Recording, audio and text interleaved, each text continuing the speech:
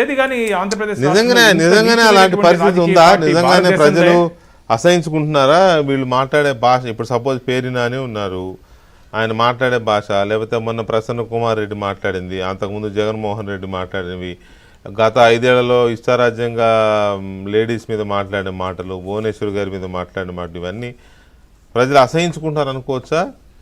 కనబడుతుందా అది? ఎస్ అని అసహించుకున్నారు కాబట్టే 11 స్థానాలు ఇచ్చారు.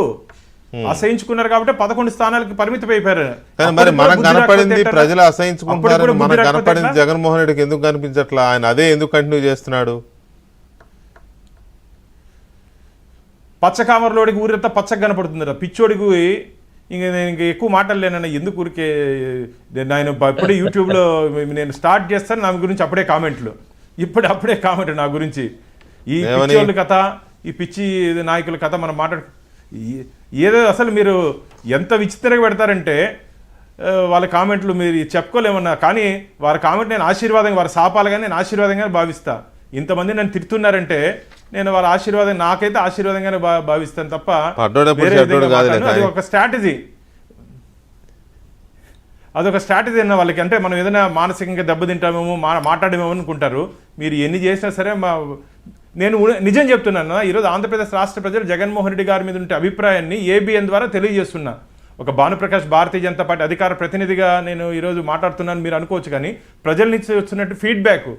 నేను ఇప్పుడే ఒక కార్యక్రమానికి వెళ్ళొచ్చా, ఇట్లా మరి ఏబిఎన్ లైవ్ పోతున్నంటే అన్నా జగన్ కానీ వాళ్ళ తొత్తులు కానీ మాట్లాడేదాన్ని గట్టిగా మాట్లాడండి అని చెప్పి నాకు సెండ్ ఆఫ్ కార్ ఎక్కించేటప్పుడు కూడా చెప్పారు.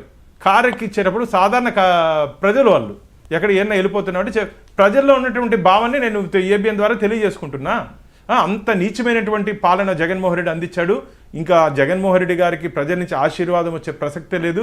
ఇలాంటి మాటలు మాట్లాడుతూ పోతే చెట్టుకేసి కట్టే రోజులు దగ్గరలోనే ఉంది. ఇదంటే నేను రెచ్చగొడుతున్నాను అనుకోవద్దండి దయచేసి. ఇలాగే ప్రజల్ని రెచ్చగొడుతూ పోతే, కార్యకర్తలని రెచ్చగొడుతూ పోతే వాళ్ళనే చెట్టుకేసి కట్టే రోజులు దగ్గరలోనే ఉంది. ఇది మంచిది కాదు, ప్రజాస్వామ్యంలో ఇది మంచిది కాదు. అంబేద్కర్ గారి రాజ్యాంగం ఆంధ్రప్రదేశ్లో ఉండాలి తప్ప జగన్మోహన్ రెడ్డి గారి రాజ్యాంగము, రాజారెడ్డి రాజ్యాంగము ఆంధ్రప్రదేశ్ రాష్ట్రంలో వచ్చే పరిస్థితే లేదు. ఖచ్చితంగా ప్రజల కోసం పనిచేసే ప్రభుత్వం మా ఎన్డీఏ ప్రభుత్వం.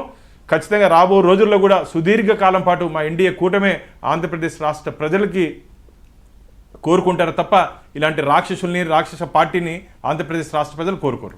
రైట్. నిజంగానే గఫూర్ గారు ప్రజలు అసహించుకుంటున్నారా? ఒకటి వాస్తవం, అసహించుకోబట్టే నేలకేసి కొట్టారనేది క్లారిటీ ఉంది. కానీ వీళ్ళ ధోరణి మార్చుకోవట్లేదు. అంతకంటే